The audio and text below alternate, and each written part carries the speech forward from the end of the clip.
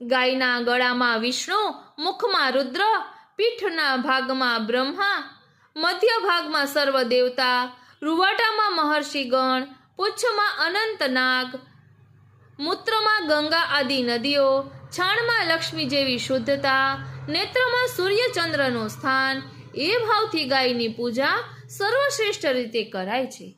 ગાયનું પ્રાકટ્ય ભગવાનના હૃદયમાંથી થયું છે. ધ્યાન આપજો, ગાયનું પ્રાકટ્ય ભગવાનના હૃદયમાંથી થયું છે. જ્યાં ગાય ત્યાં ભગવાન, જ્યાં ભગવાન ત્યાં ગાય.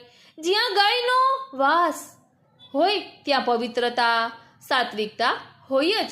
પ્રભુ સાથે સંકળાયેલ દરેક બાબતમાં ગાયનો વાસ રહેલો છે.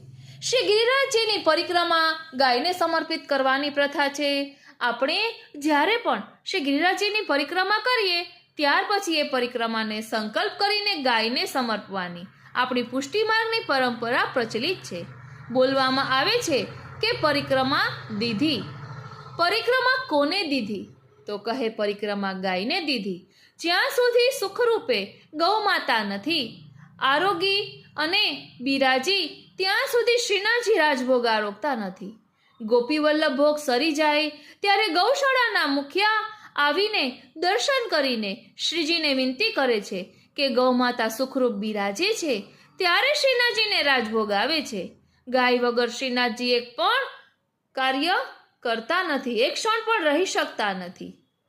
કામધેનુ ગાયની સેવાથી જીવ નિષ્કામ થઈ જાય છે. સુરભી ગાયની સેવાથી દેવતાઓની ઈચ્છા પૂરી થાય છે. નંદિની ગાયની સેવાથી બધી લૌકિક ઈચ્છા પૂરી થાય છે. ગૌ સેવા એ આપણા વૈષ્ણવો માટે પ્રભુ સેવાનો મુખ્ય આધાર છે. શ્રી ગિરિરાજ ગોવર્ધનના 5 સ્વરૂપમાં એક સ્વરૂપ ગાયનું સ્વરૂપ છે.